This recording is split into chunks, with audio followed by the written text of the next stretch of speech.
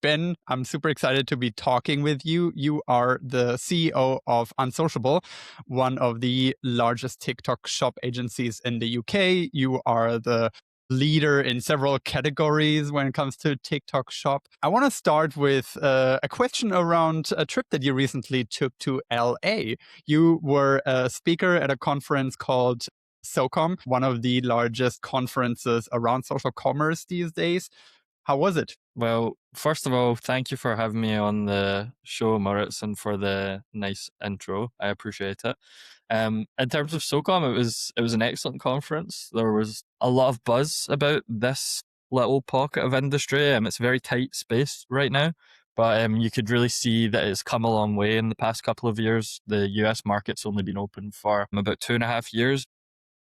It all still feels very nascent and new over there, as it does with the UK, even though it's been open for 5 years here as well. But what you could see is there's a real passion and enthusiasm for the space. And in terms of like the crowd that watched me speak, I just felt there was a huge level of engagement.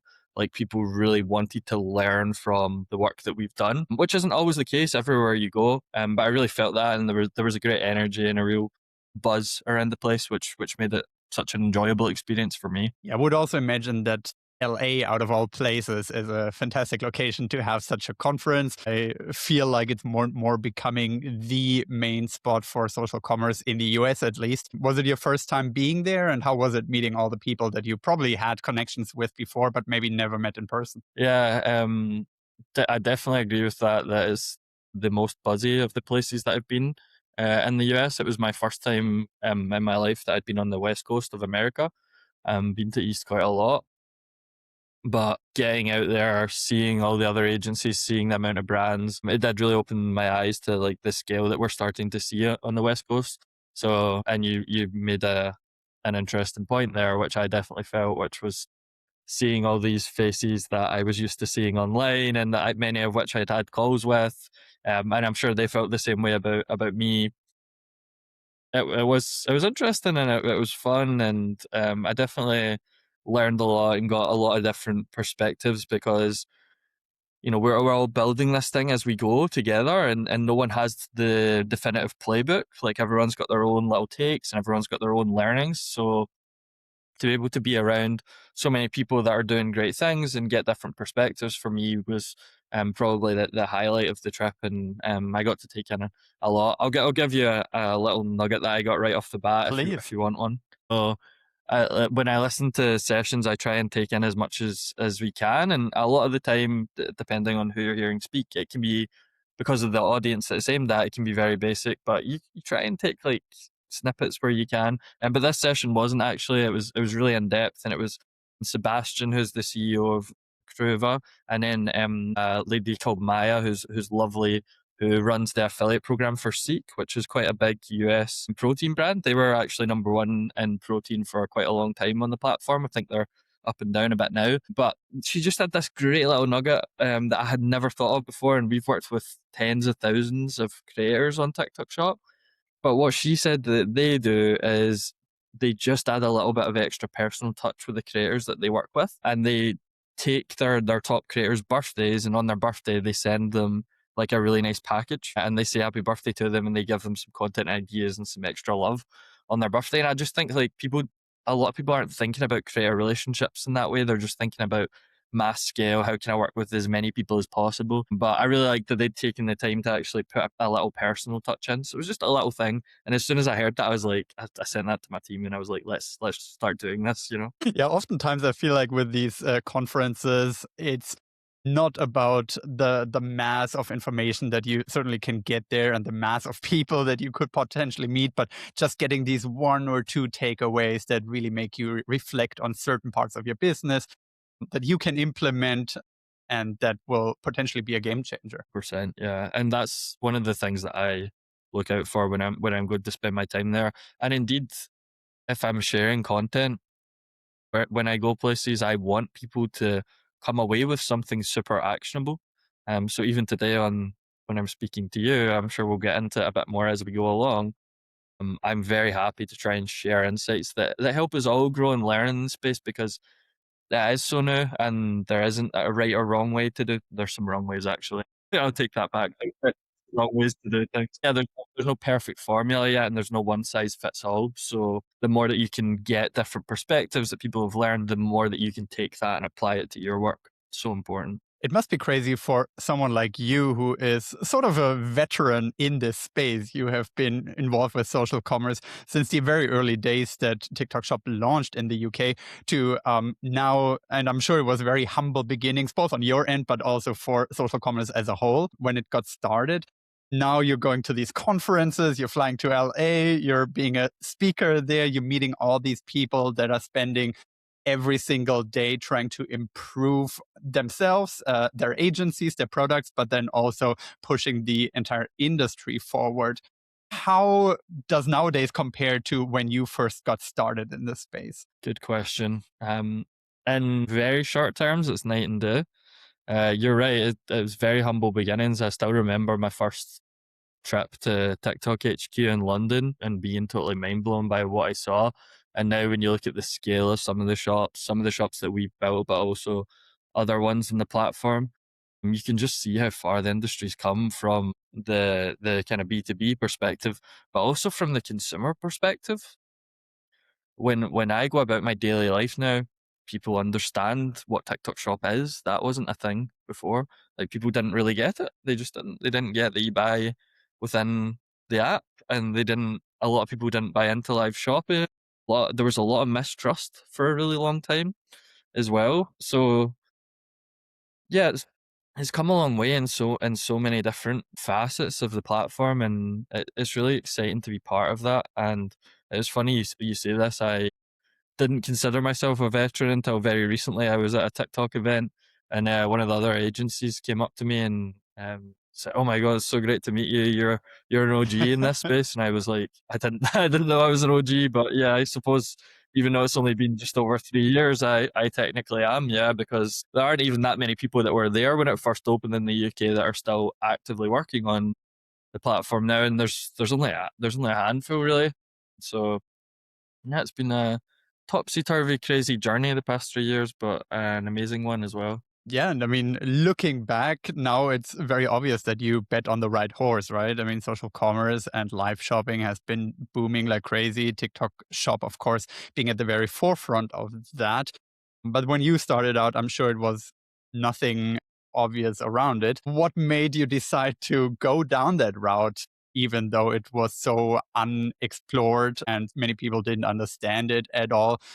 And I'm sure there are a lot easier ways, even as an advertisement agency, to make money, right? If you're just doing meta ads, you don't have to deal with the creator side. You don't have to deal with like live shopping studios and equipment and all of that. All you do is like basically make the ads and place money. Whereas with the business that you're in, you have to deal with all of these uncertainties and variables that constantly change. What got you excited about that and pursuing that path? I think a lot of business stories are happy accidents, and mine definitely fell into that category. So about 3.5 years ago was when the first version of Unsociable came to be. It wasn't called Unsociable at the time. We came up with a catchier name as we went.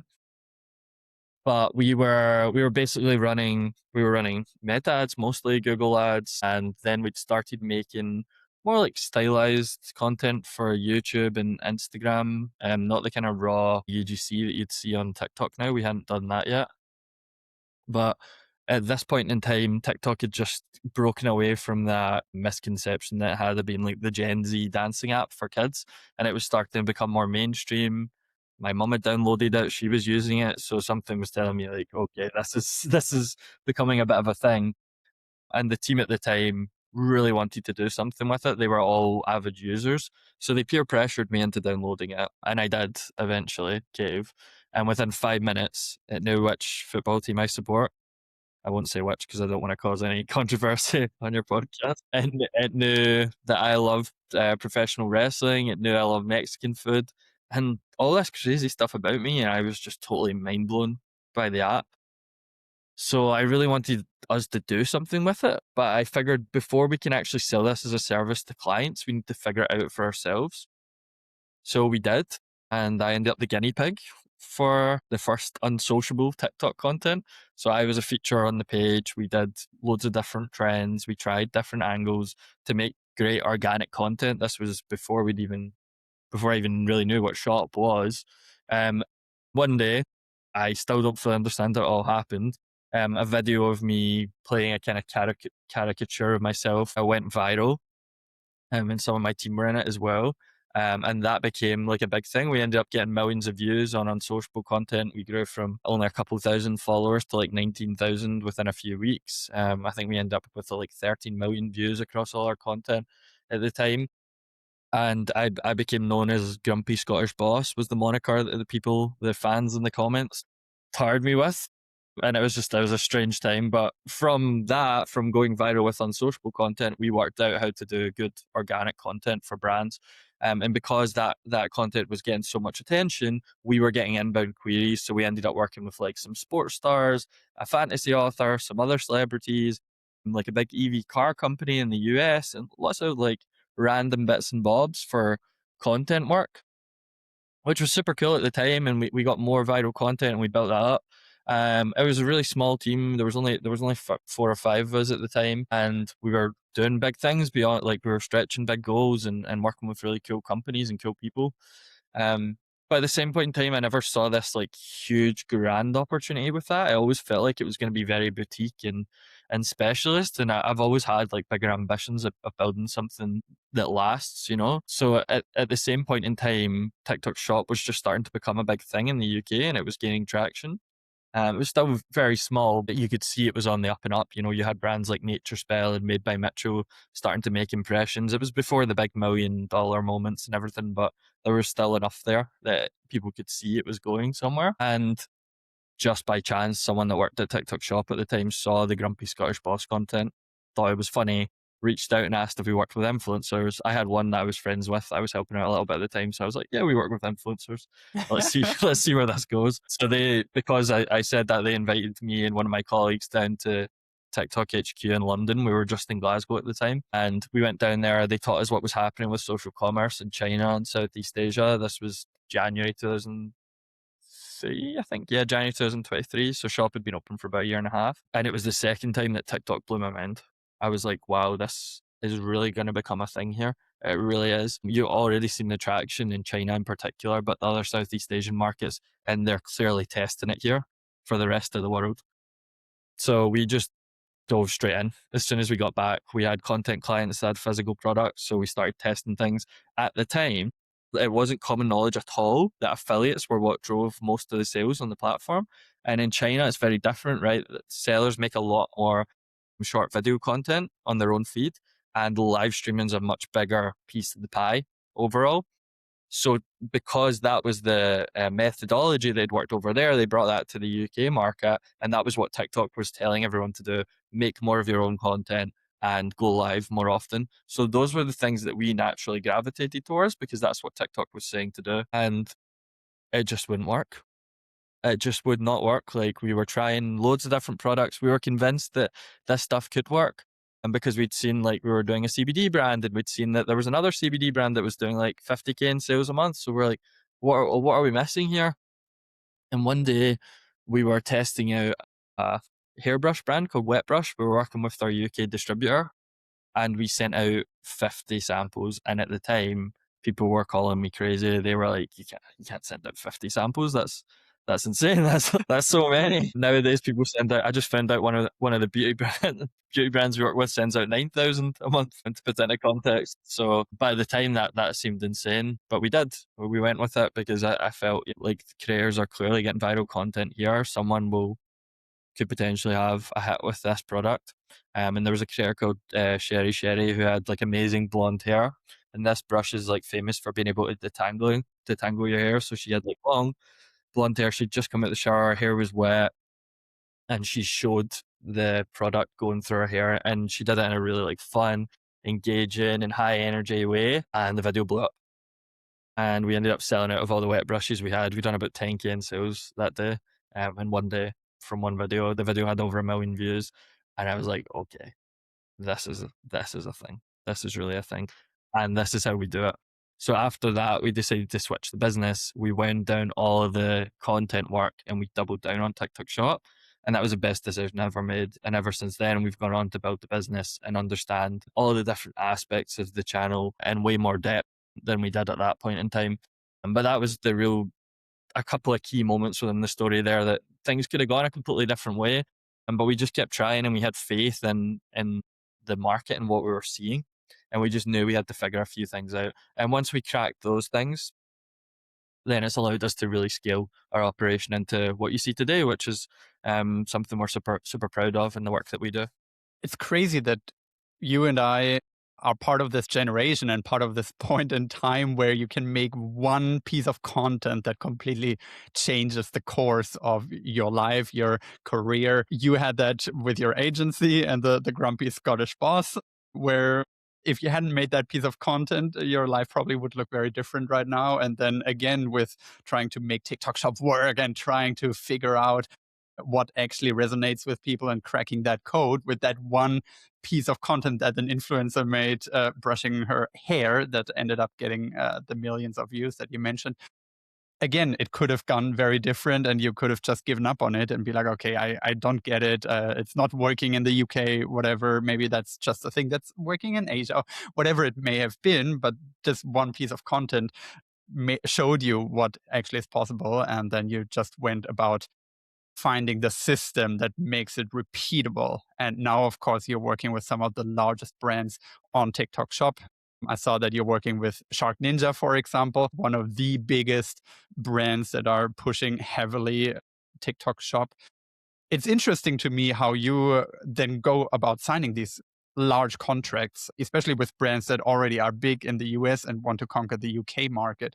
Like if we take Shark Ninja, for example, how do you go about approaching them? Do they approach you because they know that you're a big player in the UK market? How does that come about? Yeah, great question. So it's different now than it was then when we started with them. Now, like we're top rated TikTok Shop partner globally, so a lot of the work comes through TikTok to us, and a lot of people talk, right? So a lot of people that work at the brands that we've worked with, they have a great experience. They go talk to other brands. As you know, I post on LinkedIn a lot and I go places, so we're definitely way more out there now, and people know our name in the industry. Still a long way to go, just to be clear, a long way to go. But we get a lot more work in from big multinational corporations now, whereas back in the day that wasn't the case. So like when I first met Shark Ninja, we were only a team of I think maybe 7 at the time. It was like still a small team. But we'd had a couple of big case studies. So we had pedigree to go in with, and there was no one knew what they were doing back then. I still would argue that most people don't fully know what they're doing. We're still figuring things out as well. No, the people really didn't know what they were doing back then, but we had a decent system in place. We knew the foundations and the fundamentals. So I just seen an opportunity for Shark Ninja really, where the platform at the time was so dominated by no brand, like straight from the factory Chinese electricals. So I just reached out to their senior leadership team and sent them all messages with what my thoughts basically were, and how I thought that they could take advantage of this. And them as a business, they're very like they go for the low hanging fruit, you know, and they're not afraid to go for it. If they see an opportunity, they'll take the chance, and it's a real like core part of their business. So I feel the values always aligned there because, as you've heard from the stories I've told you, we're always like that and are still like that to this day, and I think always will be, because it's the right way to be. So I just reached out, and they at the time had just launched US TikTok Shop, so they were running that themselves, but they wanted to run UK, so they were having a conversation with us about that. There wasn't many US agencies at the time. There was a few more in the UK, but they weren't very good, and we weren't great at the time either. Don't get me wrong, we learned a lot as we went. So they were interested. We ended up having a conversation mostly about the UK market and them getting ready to launch. But at the same time, they were already live in the US. They were trading there. They weren't doing particularly well. Like they were doing less than 6 figures every month. And it was just because the team that they'd built, like no one had experience. No one actually knew the levers to pull to build a TikTok shop. So we were talking to them about the UK, but I kept getting stalled, like for loads of different issues that I won't go into. And then one day they reached out to me and just said, "Hey, we really need help with our first live in the US. We're not really too sure how to go about it, but we want to test it. And we've seen all the live work you've been doing in the UK and how successful it's been. Will you work with us in the US?" And I was like, pause for a minute. Yes. Absolutely. I'd love to do that. So we started planning their first live. They just released have you seen the Ninja slushy machine, Moritz? Have Yeah, you yeah, seen I the have. Yeah, so it's like an at-home slushy machine. It's more commonly known now, but at the time it had just launched and it sold out on D2C the first day that they had it. So a week later, they were going to bring it back in stock on D2C and on TikTok Shop, and we planned the live around that. We wanted the live to be around that moment because we'd been doing social listening in advance, so we knew the appetite for that product in market. We knew it was going to create a big live moment when we brought it, and we also knew there was going to be a lot of discovery as well, which is an important part of TikTok Shop.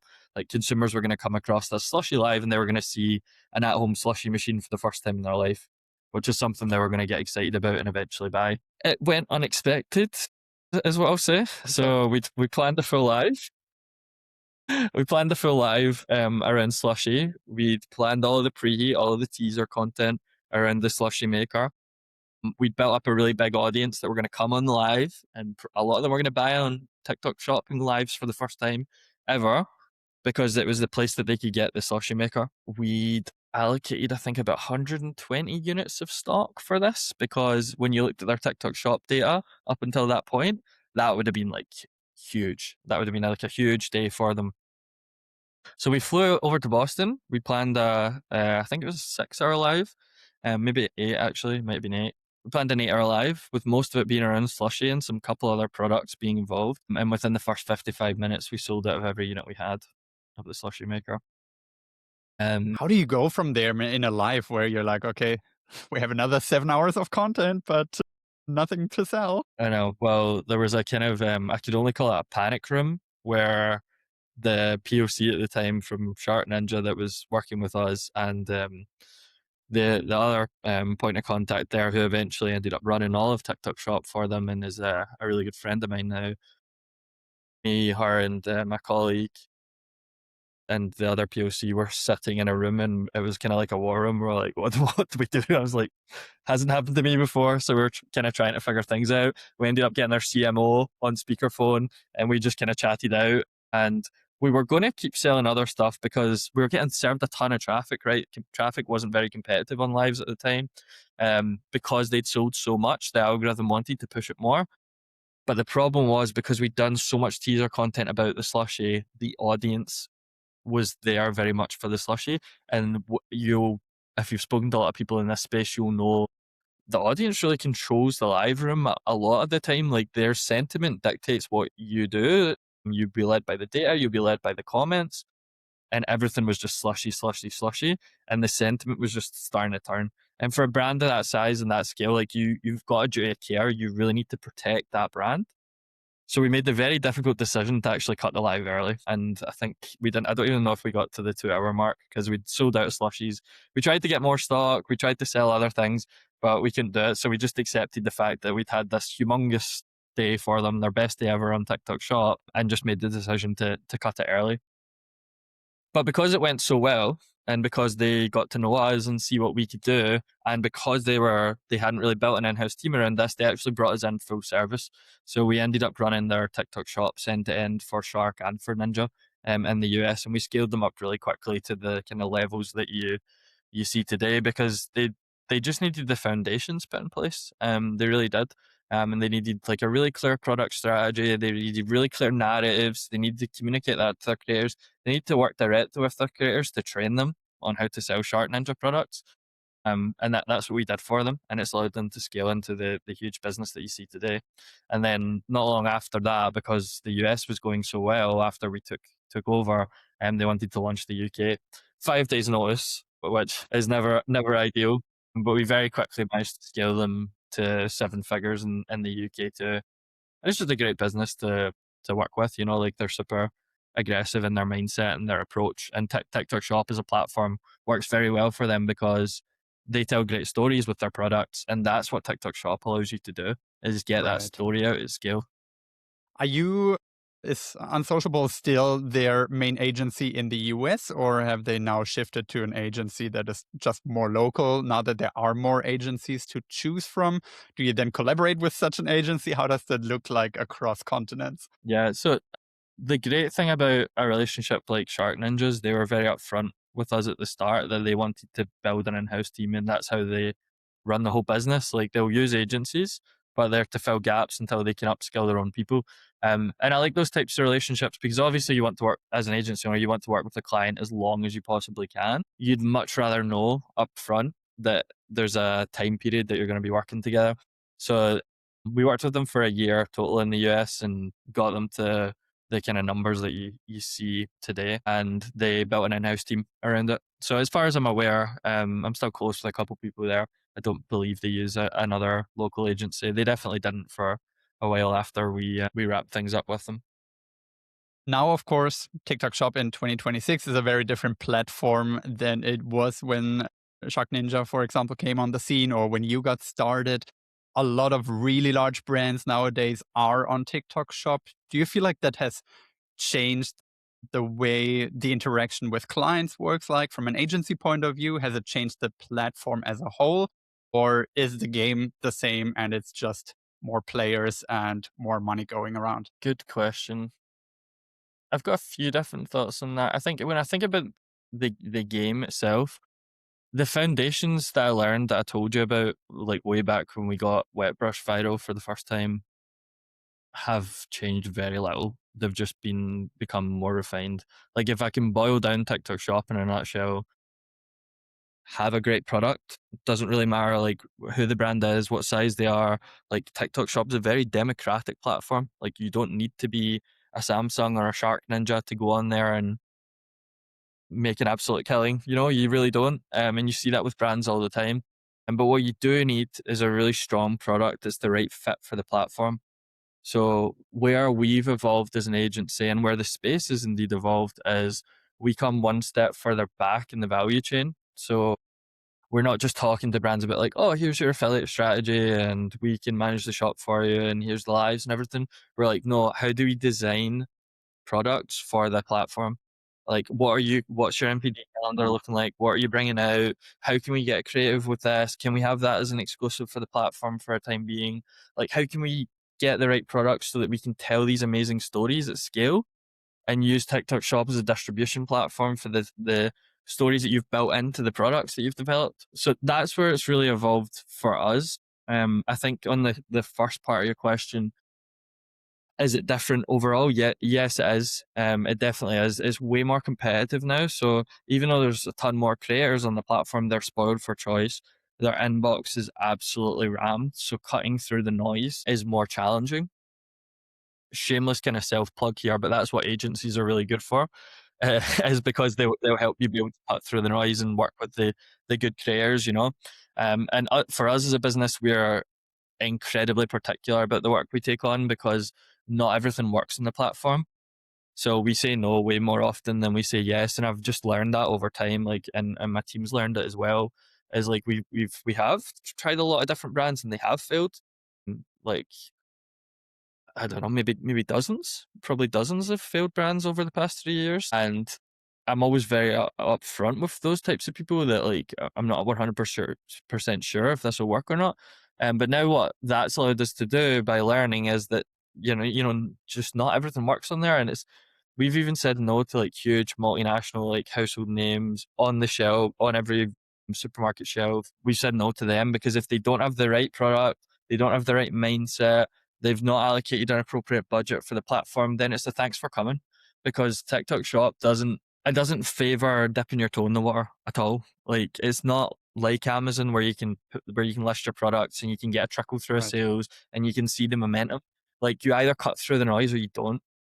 And it is as harsh as that. So I love it. I love the platform so much because it's democratic, because anyone with the right product and the right mindset can be incredibly successful on it. But you need that. Like you can't be so arrogant that you think just because you're a well-known household name brand that you can just list your products on the platform and be successful, because many have done it and many have failed. So when I have a conversation with a brand, I'm always very upfront about that. And I'm like, does this align? Because if it's not, then let's not waste either of our time. Like you either need to go away and have a rethink about how this platform looks, or you need to just decide it's not for you, and it genuinely isn't for everyone. And I get why some brands wouldn't want to do it.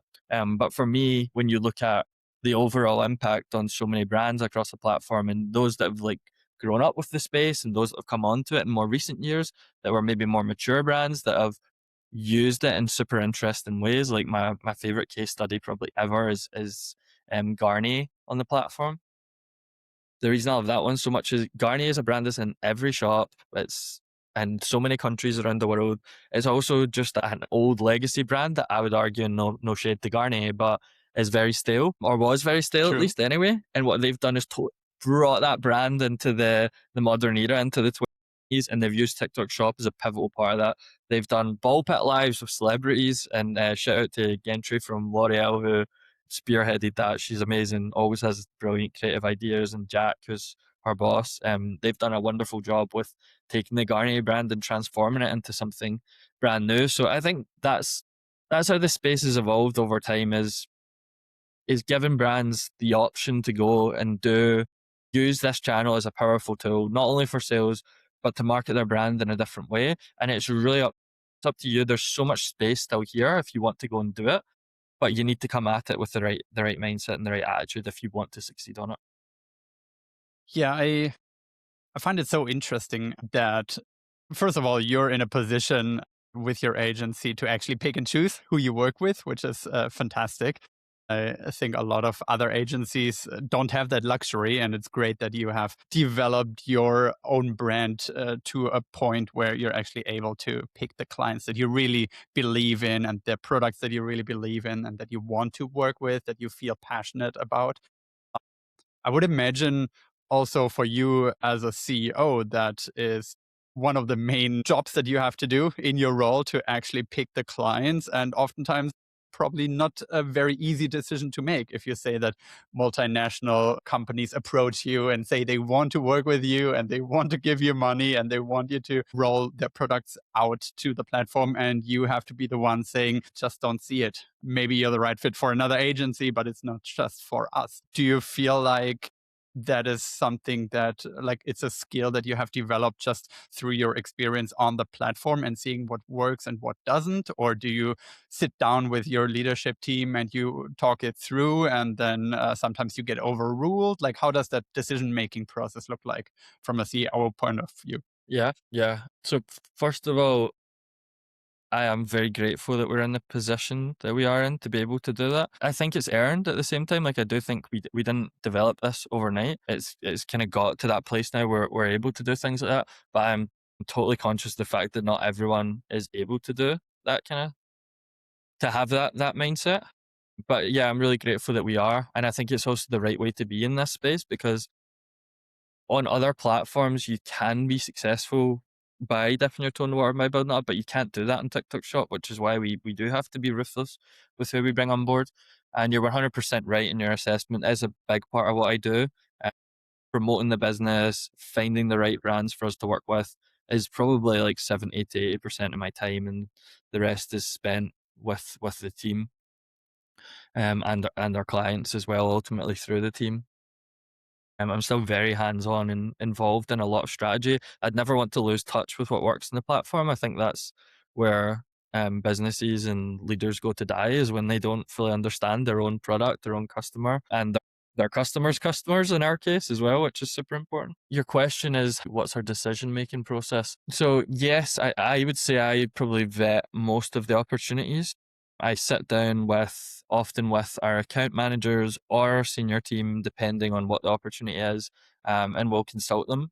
But you usually get a feel very quickly of whether a brand's going to work or not. When it comes to like I mentioned to you that we've turned down some big opportunities. Like, we've got one right now that we're actually debating internally. It's a food product that's in every single supermarket in the UK and the US. It's huge, and I'm pretty sure Europe as well, but I don't know the market well enough. It's a huge multinational company.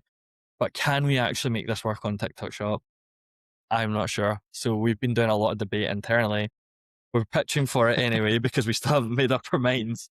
But it's just like in a continual development process, and we're still learning as well. Do you know how many times, Maritz, I've said no to something and then I've seen it 6 months later on the platform, absolutely viral. That has happened more times than I can now. And it stings, but I think ultimately overall we get it right more than we get it wrong. So it's okay to make your peace with letting some get away, which is incredibly hard, especially when like we're still fighting for opportunities and everything all the time. So it's hard to turn stuff away. But when you know it's the best thing for the business and for the team overall, like we want the team to be working with amazing brands that want to work with them and want to be successful on the platform. We're not in the business of wasting anyone's time, our own or indeed other people's.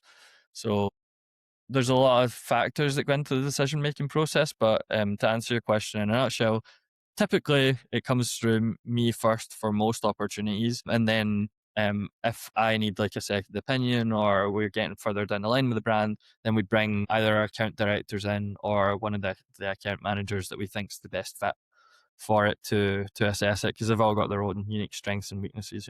I'll take weaknesses back, strengths and areas of development. What is right now, from a CEO point of view, the biggest bottleneck that you have for your agency? Are there any limiting factors that you're trying to work on currently? And how has that maybe also changed over time? Probably the biggest bottleneck, I would say, is just building. When you build a great agency, you really need to have it very systemized. It needs to act very autonomously. Like I should be able to disappear for a month and nothing should Right. change.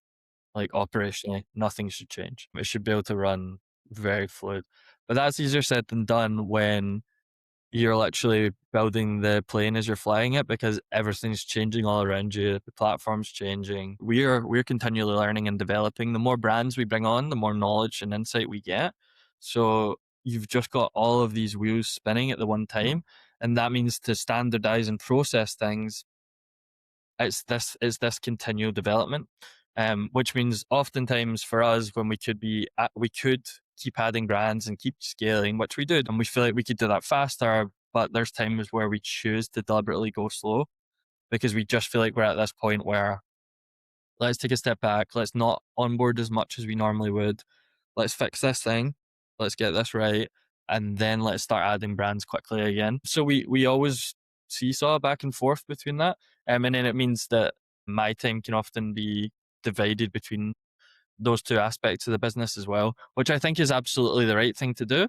But when you're of the growth mindset that we are as a business, like everyone in the business is built into this. Like we all want to really aggressively grow.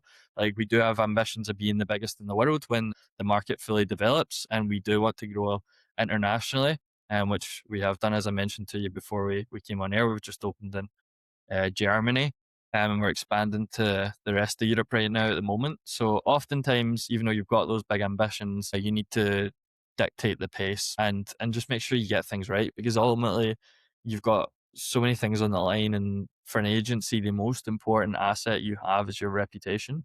So if you choose to go too fast and sacrifice that or risk that, that's a dangerous position to be in. And it's not one that I would want to be.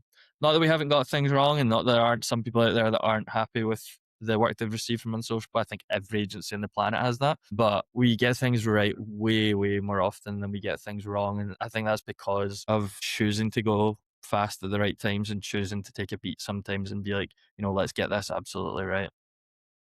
I could imagine that it's super hard to do that as the platform rolls out to more and more new markets. And then you, as an agency, you have to decide, okay, how quickly do we want to expand to that market? What's the potential of that market? And also, then you have to staff up there. You have to get people that are knowledgeable and skilled in working with a platform that 5 days ago did not even exist in that market. So I totally see the struggle there. Me being German myself, of course, I followed a little bit more about TikTok rolling out in Germany last year and also expanding to other European markets. What do you think is the long-term vision there? Do you think eventually TikTok Shop is just going to be everywhere where at least TikTok is not banned? Or will they just pick and choose the largest and most profitable markets? And then for you as an agency, do you actually plan to go into all these markets, or do you also pick and choose and say, okay, Germany, largest country in Europe, of course we have to be there, but maybe Italy or also countries like Spain, second or third priority? Yeah, we definitely have our priorities set. I'll answer the second part of your question first. We definitely have our priority market set and we are fluid with the rest of it. So if we feel like there's a big opportunity that presents itself for a market that we don't have on our roadmap, then we would do it. So we're open to that. But we know where the biggest markets are, where we feel like we can really plant our flag. So that's a big part of our growth. In terms of the platform itself growing internationally, I think they have ambitions to be just about everywhere. I think where you'll see them maybe pull back is markets that don't have the appropriate e-com infrastructure. So like, or kind of developing countries and markets as well. Like it just probably doesn't make sense to put resource into those where there's not as strong an economy. But certainly for the majority of the Western world, I think that they'll plant a flag there. I mean, you've already seen it. Brazil, Mexico, Canada's coming. Europe's got 5 markets, but most people probably know by now that there's more markets coming. I can't say when or I'd get in trouble, but not in the not too distant future. There will be a lot more European markets open. One of the ones I'm really excited about is Australia and New Zealand because it's got a great economy, English speaking, and culturally very similar to the UK and US as well.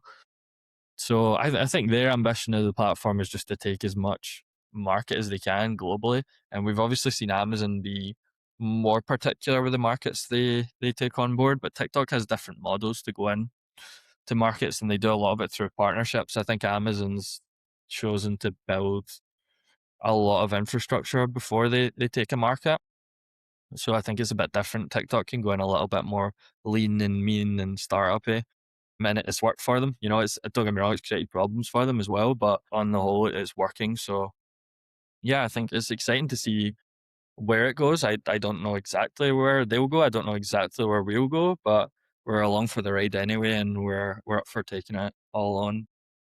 Yeah, and certainly they have now experience with what works and what doesn't when they roll out a new market, right? And from what I've gathered, they nowadays do it in a way where they send experienced people from a market that is already live into the market that they plan to launch, and they train the staff there and they have them help hands on. So it's great to have that human capital that you can then deploy and make it work in a completely new environment. And probably you do have to fail to some extent and make changes and tweak it and make it unique to that market and the consumer behavior there. But the system and the blueprint that works in one place most likely works in the next place as well. So that's really advantageous for them and for you then if you are along for the ride. Does that also mean that you then build an entire infrastructure for live shopping in these new markets? Or is that something that is more of an afterthought for you? Like how big is your bet on live shopping right now? Because it comes with these larger costs, right? Beyond just having affiliate creators that you work with, you actually have to build out studios. Ideally, you have to have your own hardware and your own leases and all of that around succeeding with live shopping. So I would imagine that that's a huge investment and risk to take, especially in new markets that you enter. Yeah, overall, we're very bullish on it. We fully believe it's only going to grow, that it's in its infancy, even more so than TikTok Shop itself. You see all of the major marketplace players globally investing in it right now. The event that we spoke about at the start, eBay Live was a big sponsor of that. Amazon was a sponsor of it. They are investing in that mode of shopping. So we know it's coming.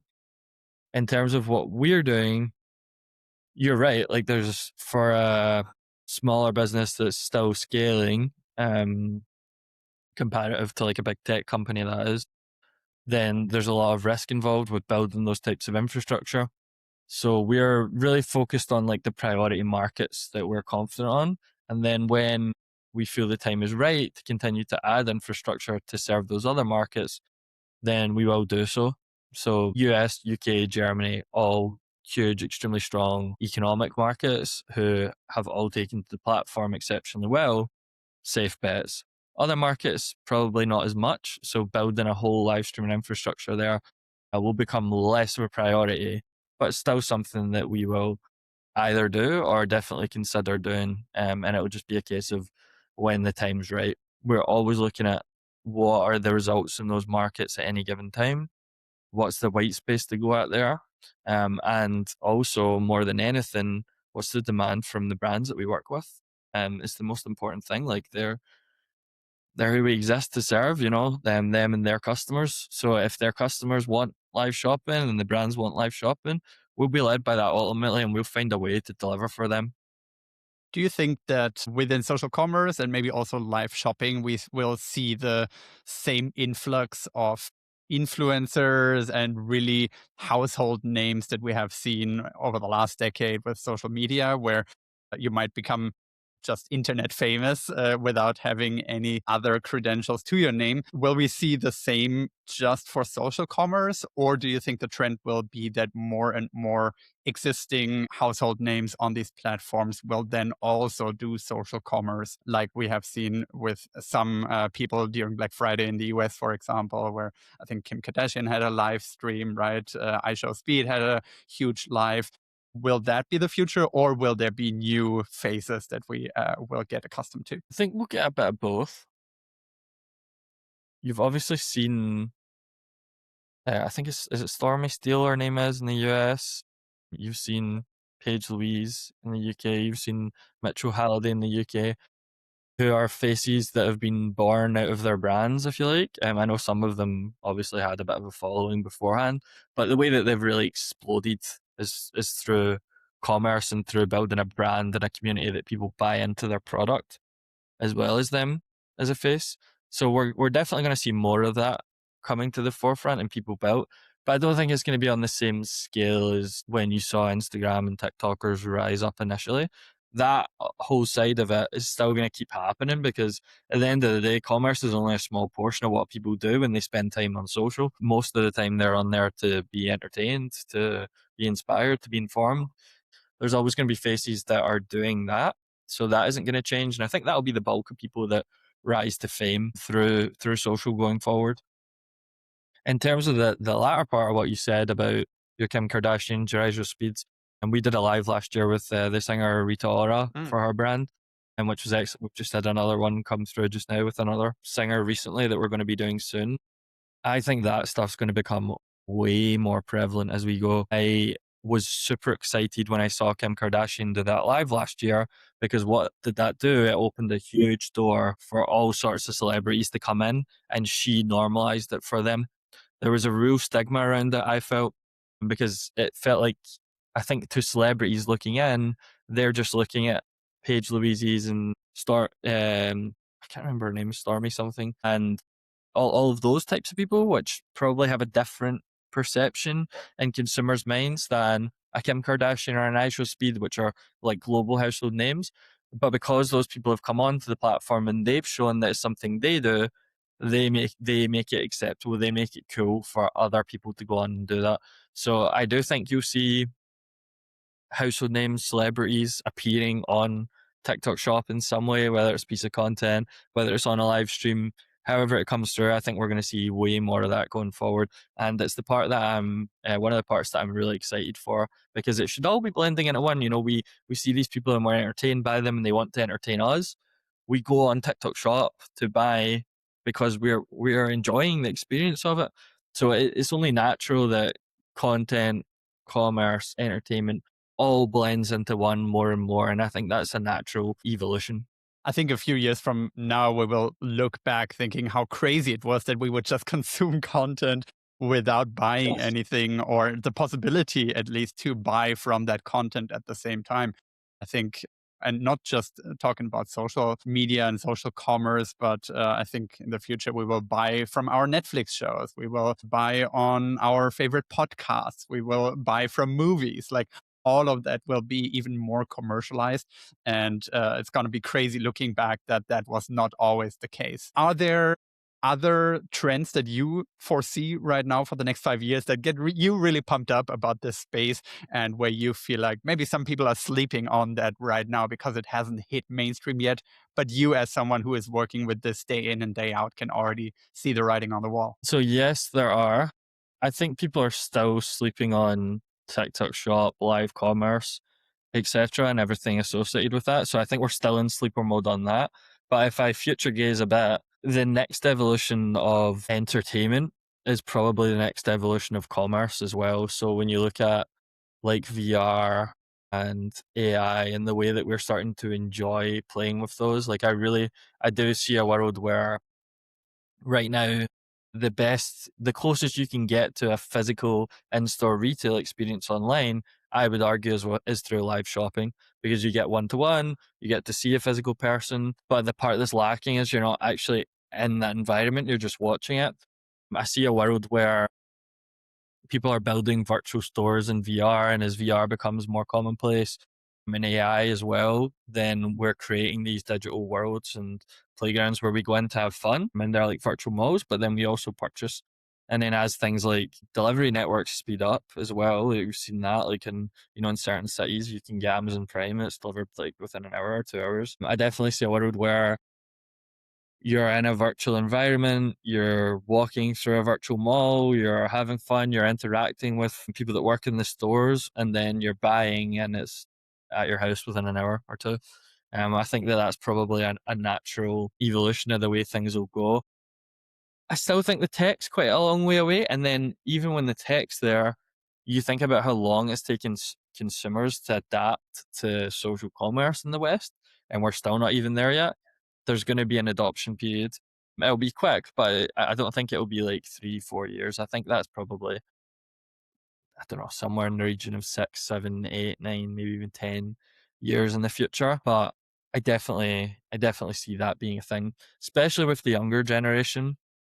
It's interesting in the culture right now. There's almost been a bit of a swing away from digital, and a lot of people, they want to kind of get back to basics in life. I definitely feel like that on a personal level. That I just enjoy being outdoors and being in real life and not being on my phone.